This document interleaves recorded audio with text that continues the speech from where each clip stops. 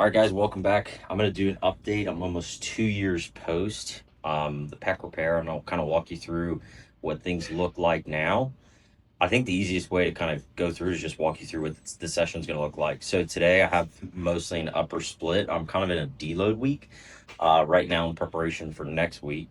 But the movements are all staying the same. The only thing that's really changing is the load and the volume. So first thing I'm gonna do, so I just got on the treadmill a little bit just to warm up. But what I'm gonna do now is start getting the shoulder blades themselves primed, and I primarily want to focus on the protraction. So that's with the shoulder blades kind of come up to the rib cage and then a little bit of upward rotation. Okay, so what I'm going to start with is a bottoms up kettlebell, and I'm going to do it in a walk.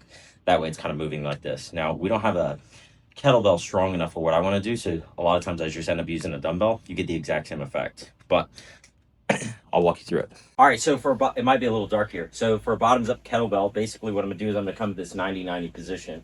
And the goal is keeping a stacked wrist over elbow position. So we don't want to be like this even a little bit, because that's going to put a little bit more stress. So we want to make sure we don't want to crank the wrist out. We want to drive the elbow in underneath the wrist. That's going to help set the shoulder and get the bottom part of that scapula, that shoulder blade, up against the ribs like it should. So it's going to look like this. So not here.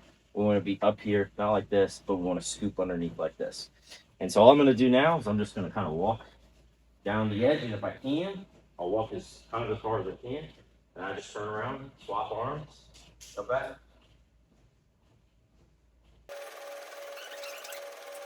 So the kicker is when you do it, you want to make sure you're not dumped forward. You want to kind of make sure you're up and erect up here in this position. And so if it gets difficult at all, you kind of want to think about screwing your arm into that position, into that kettlebell, and you're here. All right, so a quick progression after that is I like to do an overhead carry. Okay, so that's taking everything to the end range. That way I can make sure we're getting that stability. So for me, this one's a little bit harder because I find, especially in the beginning, the pec kind of still feels a little bit tighter relative to my right side. Now that was always true. I think because I'm right hand dominant, so my right was just a little bit more mobile. I find myself using that more, but it still feels like it has full range. So essentially, this is where I use the dumbbell because I have to go a little heavier. You're just coming here, and the focus of this is really for the shoulder blade, getting that stability in primary, and then number two, secondary, is for the rotator cuff, okay?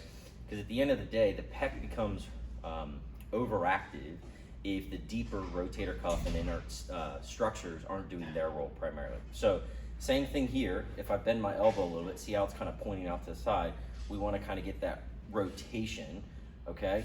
And then we're just gonna hold it here.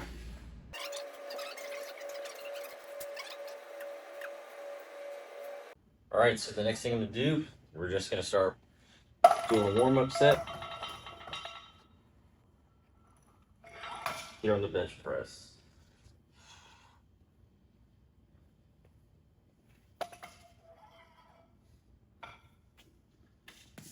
Now, I know some people don't like this, and I wouldn't advise this, but I do not like using clips at all. They say it's for a safety thing, but if I am getting the bar where it's offside, where one side is weighted down compared to the other, then I want to know about it. So there's that. But what I'm going to do right now is going to be a giant set. So I'm going to do the press.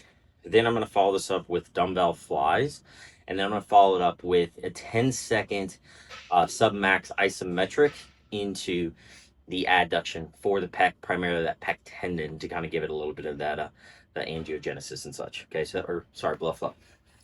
And so I have been slowly trying to work and going wider and wider out. I'm kind of just like a medium grip right now at this point.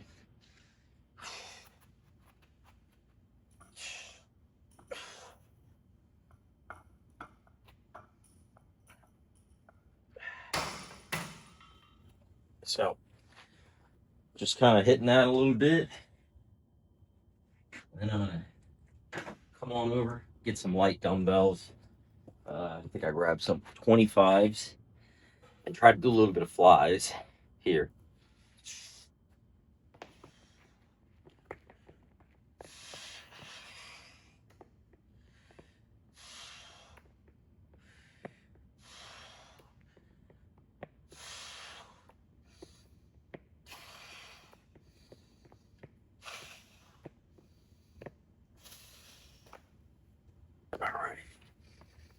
So if you're hearing the breathing, it might be too loud, but that's exactly how it should be. You should be able to hear every single rep, especially on the exhale, of any single exercise you ever do, ever, during the part of the exertion. So in a press, and what you want to do with this is pursed lip breathing, meaning you want to bring your lips as close together as possible. This helps keep your pressure up. So as if you're forcing it out. Okay. Well, and then third is just kind of go like this.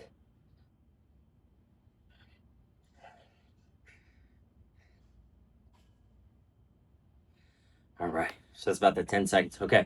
Now, because it is a deload week, and the primary focus just get some blood flow in, doing what I need to do. Have a 90-second in between as I get prepared for the next one. So I'm gonna go the 135, and then I'm gonna bump up to 155. And then I think my working sets, I have 3 working sets today at 170. So still, relatively light kind of weight in preparation for next week. So I'll just kind of add that up.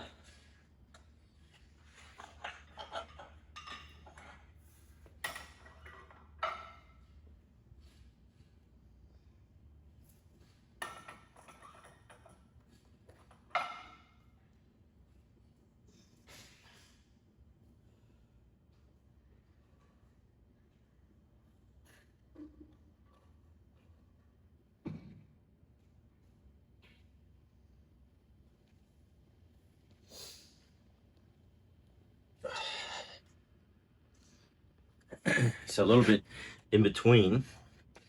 I always like to get a swig, like a gulp of water between every exercise or every set or every superset.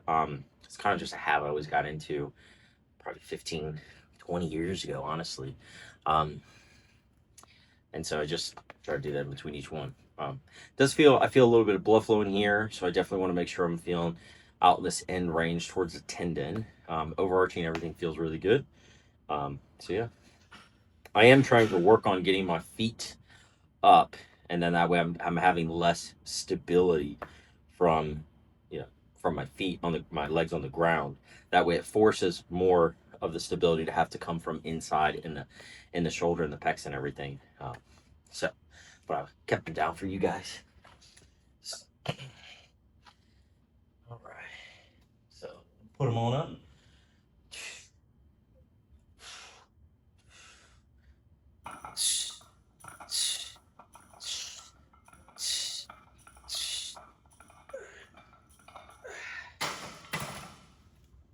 Actually did a little more. I forgot I was only supposed to do 5. All right, so bumping to the 30s real quick. I think I only go to 35 today. Nothing crazy.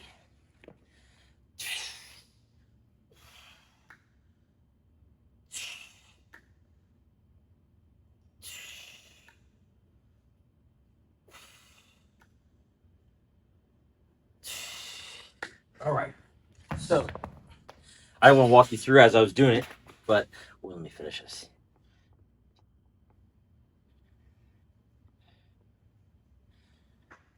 All right, so what I was just doing with that was a 2-2-2-1 tempo. Okay, so tempo always starts, there's 4 digits, always starts with the eccentric or the lowering portion, okay, or the negative portion. So it goes eccentric, isometric, concentric, isometric. Okay, so how that looks in a bench press is if it was a 2-2-2-1, it's 2 seconds down, 2 seconds at the bottom, 2 seconds up, 1 second at the top, 2 seconds down, so on and so forth. In the flies, it was 2 seconds here, okay, 1 to 2, and then 2 seconds back, 1. Okay, so for that, the goal is kind of a 2-1-2-1. Okay, so 1 2 1 1 2 1 1 2 1 1 2 1, right, so on and so forth. Now, where any kind of tendon ever gets its strength is at the end range loading. Okay, so you're going to stress the tendon the most, right? So right now the goal is the tendon is at end range. Okay, so this is where it gets the most strength in this percent or here. right? Or the most stress, I should say. And so we want to do it in a way that it can build. And the best way for it to build is an isometric. Now, you don't ever want to go real heavy, or at least not in this stage, real heavy end range, okay? You can, just not in this current stage. So right now I'm trying to build some tolerance and capacity at the end range. That way I can focus on getting that a little bit stronger. At the same time, I'm working on the concentric or the most contracted range here and trying to get that focus. That way I'm kind of hitting both ends of that tendon. So it's strong all throughout. The part where tendons usually don't have the issue is that middle range. Okay. Where most people get hurt is that transition from that coming into that end range to the contraction. It's that first, either if they're doing a bench press, it's that once you get further and further back, it will tear there, or during that transition. Okay. That's where most people are going to get most hurt. And that's going to be true for any kind of tendon. So the Achilles, it's when it goes in that full sort of dorsiflexion and then that transition to getting that spring, so on and so forth. So I'm going to grab a little water out of the weight and move on to the next one. All right, so one thing I never do now at this stage of rehab, or really at this part of being a provider, I never make adjustments mid-workout. I don't want to kind of go off the field, okay, of how I feel that day.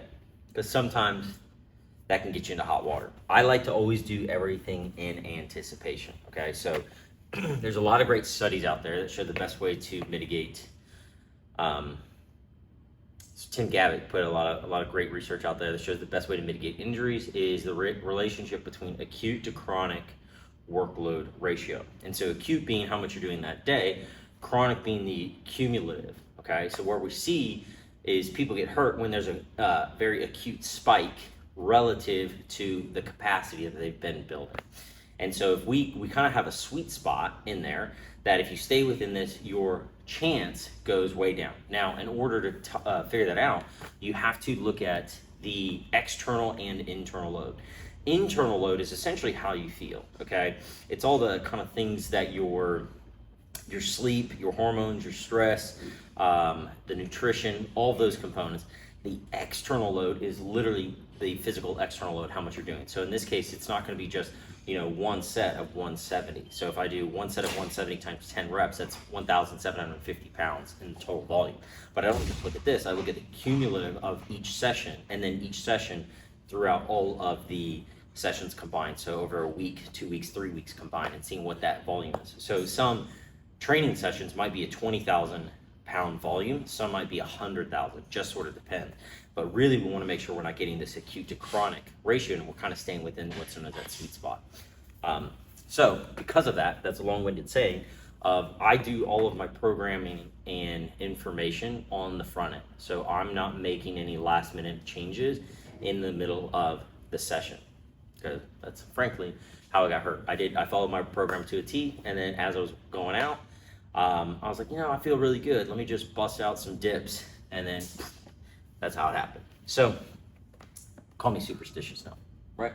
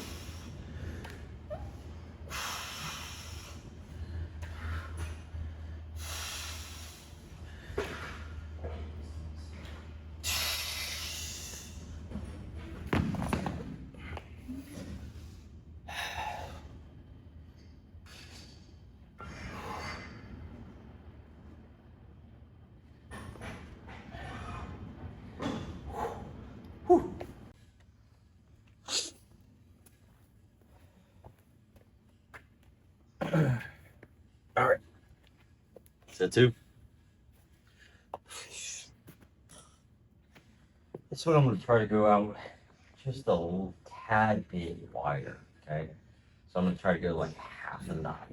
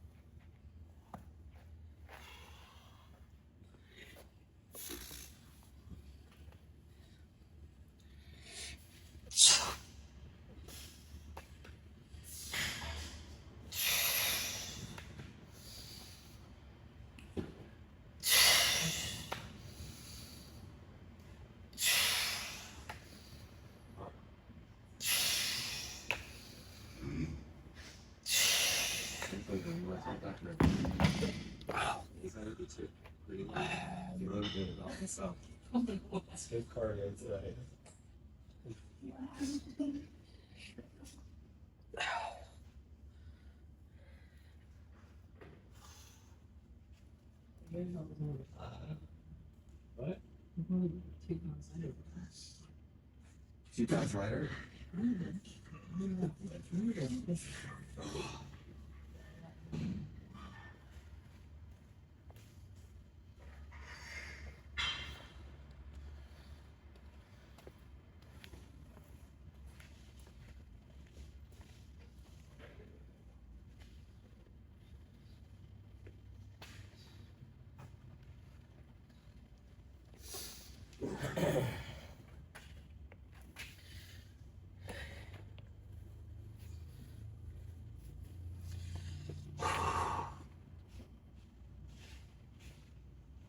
What's the damage? All right. So fun fact, most people use the nomenclature wrong with calling a superset when you're doing 2 exercises back to back, which could be true. So a superset is when you have an agonist and antagonist exercise followed one after another. So think biceps followed by triceps. That's a superset. But if you do a biceps exercise followed by an additional bicep exercise, that's a compound set. If we string multiple together of those compound sets, 3 or more, then we call it a giant set. So you don't need to know that, but if you want to impress the gym bros or become their greatest enemy because you tell them they're calling everything a superset when in reality it's compound sets, they won't like you.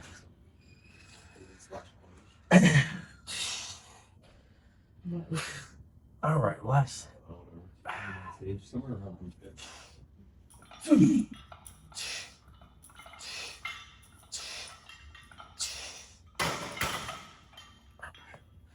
I see.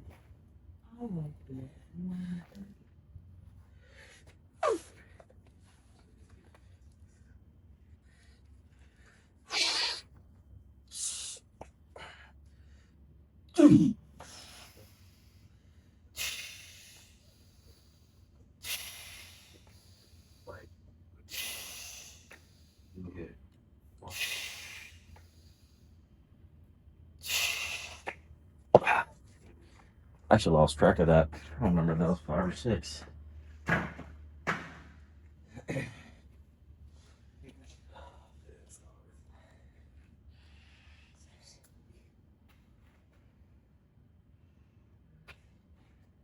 All right. So that's done. Now I'm going to move on to an antagonist. So I'm going chest and out of back.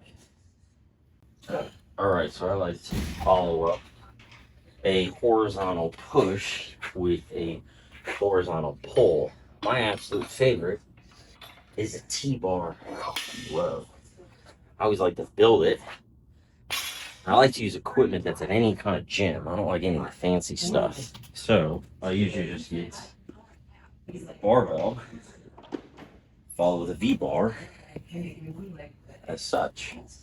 Just kind of stick it under. Get some weight on this first. I usually like to start with just a 45 to get used to the motion.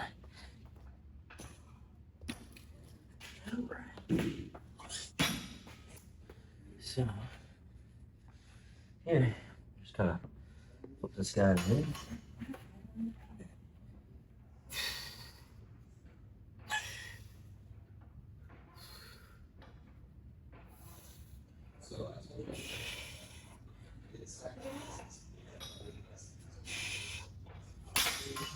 All right, so I like this one a lot, actually, because when you're in this bent over position, you really work your multifidus. Even though it's not the primary point of the exercise, it does get that added secondary benefit. So anytime I can, I always like to add some of that stability. So even if I'm doing bicep curls, I want to kind of add this in. That way I can work on multiple things with no extra time to do that. All right, so let's add the working set. So it's still a deload week. So I believe it's just 90 or 100 pounds.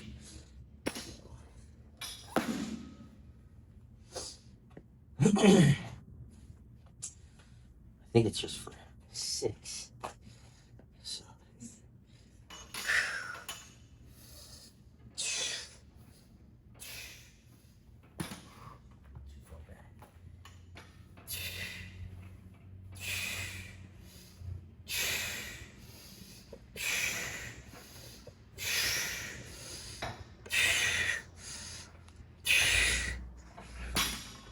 I lost track. I have no idea how many that was. I think it was enough. Let me just get some more on in there. All right. So I'm supposed to be doing 100 pounds. 5. So, all right, real quick. Rest period is one of the most unappreciated aspects of lifting, especially in the strength conditioning realm. It's usually the variable people look at last, and it plays a big role. So as far as rest periods, there's a lot of data out there, and there's a lot of ways we can manipulate, whether we're trying to focus on hypertrophy, strength, performance, power, etc. As a general rule of thumb, you want to be prepared, okay? Especially when it comes to strength, you want to make sure that you feel ready and rested, okay? And you generally want to be able to have where you're not breathing heavy at all, okay? So you want to be able to be at like a conversational point that you could easily converse with somebody to make sure you're ready. So as far as the ideal time frame, well, it really depends. I find myself really liking about a minute. On the low end, maybe 45 seconds. On the high end, 2.5 minutes. So a minute to 90 seconds between any big working sets is pretty standard, a good kind of overall time frame to have for a rest period. So we got 100 for 5.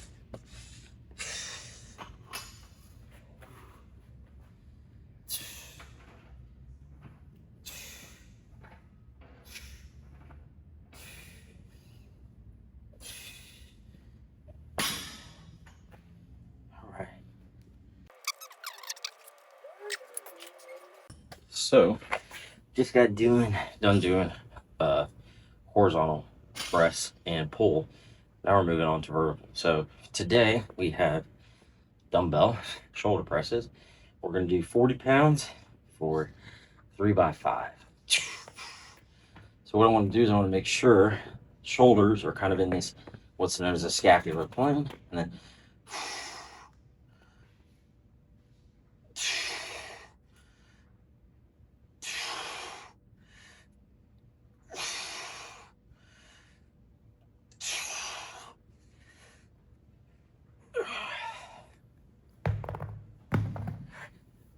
and this is just a solo, so followed by a minute rest.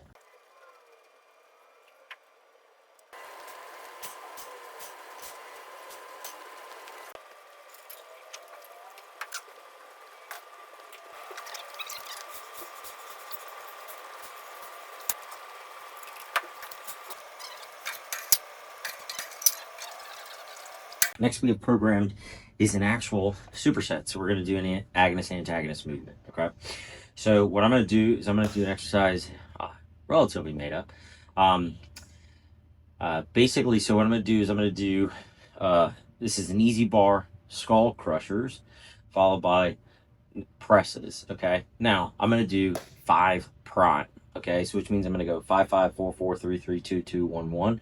That's one set. And then I'm going to do a superset of that with some concentration curls. That way just, get a little bit of that anterior stability of the pec, that biceps tendon. So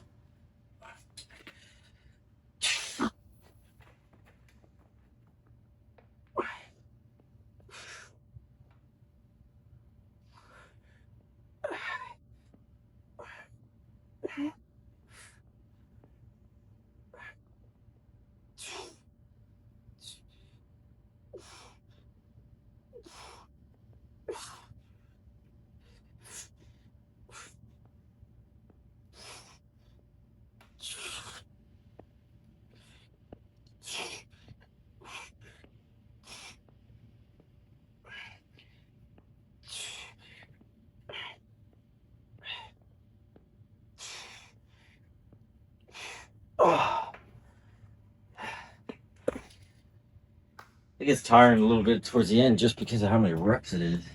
You just have a light 20-pound concentration curls.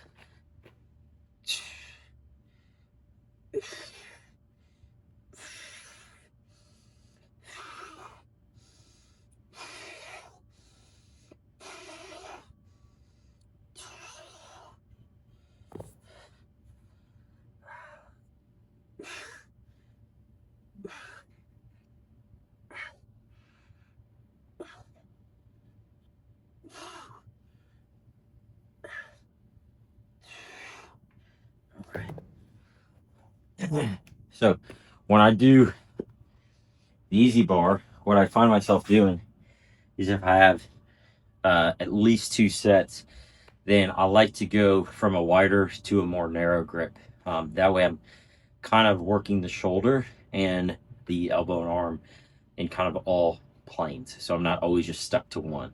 So the first one I went a little bit more narrow, or sorry, wide. And then this one I'm gonna go a little bit more narrow in it, which means I have to fight to get that external rotation, that abduction in the shoulder blades, just kind of wrap around and get that external rotation in the elbows and really drive them forward to maintain a good position. So on to a narrow one. Now I'm just going to go the most narrow possible and then make sure I get that external rotation.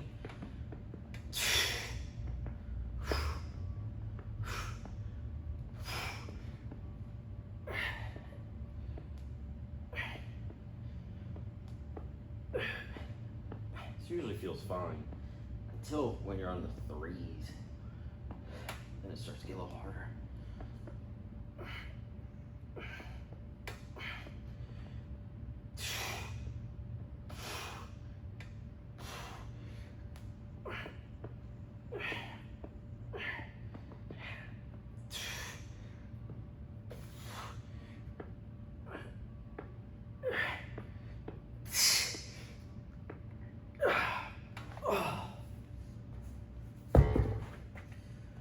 Whew. All right, we're feeling it. Wrapping it up, we're in the home stretch. Just got to finish this out.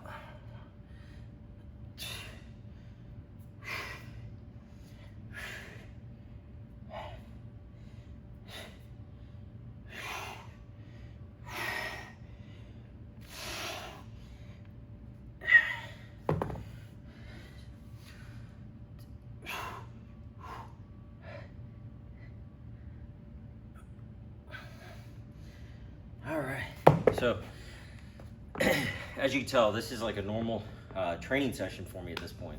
It wasn't all based on the pec, but neither is most of my training sessions. So right now I'm doing about 4 days per week. I kind of just finished up a hypertrophy block that I was doing between 5 to 6 days a week, depending on what my schedule could allow. And so that was focused far more on cumulative volume, and I was doing a lot more of sets between 10 to 12 reps for everything, even some up to 15. Because I really want to just build a lot of that tension and capacity as I transition into this phase that I'm in right now. So I'm about 4 weeks in. I'm in a deload, okay, a small deload this week in preparation for next week. Now, the way I like to do programming is, and this is whether I'm doing it for me or one of my clients, is I focus on one variable at a time, okay? So I don't like to throw a lot of variables. And the reason being is I found if I can control the variables, I can control the outcome. So I don't like to manipulate more than one at a time. And so some weeks it's gonna be the load is the primary objective. So everything else changes around it. And when I have this triangle, what I mean is what we call VIF, okay? So volume, intensity, and frequency. And so essentially, one of those variables has to manipulate the other. If you kind of think about a triangle like this, okay? So we have volume, intensity at the top, and then frequency. Frequency be how much, times you're going to the gym and everything. As basics in strength conditioning and in rehab the same, you have to choose which variable is the most important. Now, with a triangle, you can manipulate where it's upside down like this, and the point is at the bottom, so you can have kind of two relative at the top, but you can never have all three. So one or two of those variables are always secondary to the primary objective, right? So in this case, the primary objective I have is building strength and load. Okay, so load being the external amount of weight that I'm using. Now this week was again a deload, but next week I will go through the exact same exercises in the exact same order, but the load is going to go up, and that's the primary thing. So I have everything mapped out from the acute to chronic workload, and to make sure I'm not doing anything too much for what my body can really handle. But yeah, the session today should look like a normal strength conditioning training session, because that's exactly how rehab should look. So would I kind of classify myself and still in rehab? Yes and no at the same time. The reason being is, same with our company, Alinea Performance, believe it or not, was actually Alinea Physical Therapy and Sports Performance.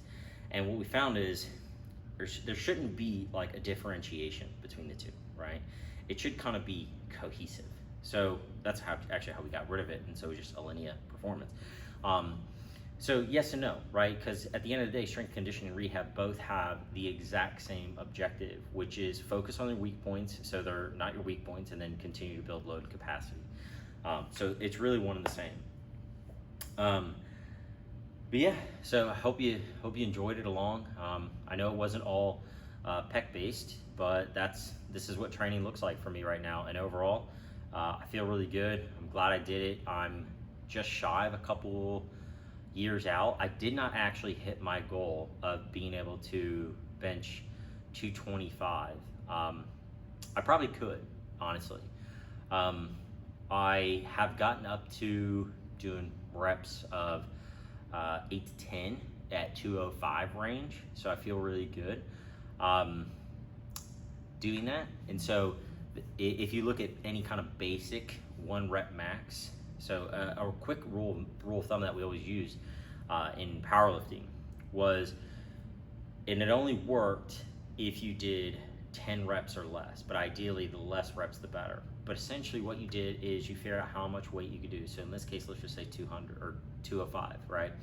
And if you could do that for 10 reps, what you did was you took away one of those reps, so 9, and for every rep you added 10 pounds. So in that case, if I could do 205 for 10, my theoretical 1 rep max would be 295. Now, if you actually plot that against some of the 1 rep max estimations, you're gonna get relatively within the ballpark. So honestly, the only thing that's really true is if you actually go and do it. But so from a theoretical standpoint, I absolutely could do the 225. I'm in no rush to actually do it. I don't really gain anything by actually doing it other than just, woohoo. But yeah, so hope you enjoyed it. Stick around. Maybe I'll do another one of these in the next few months as well. Peace.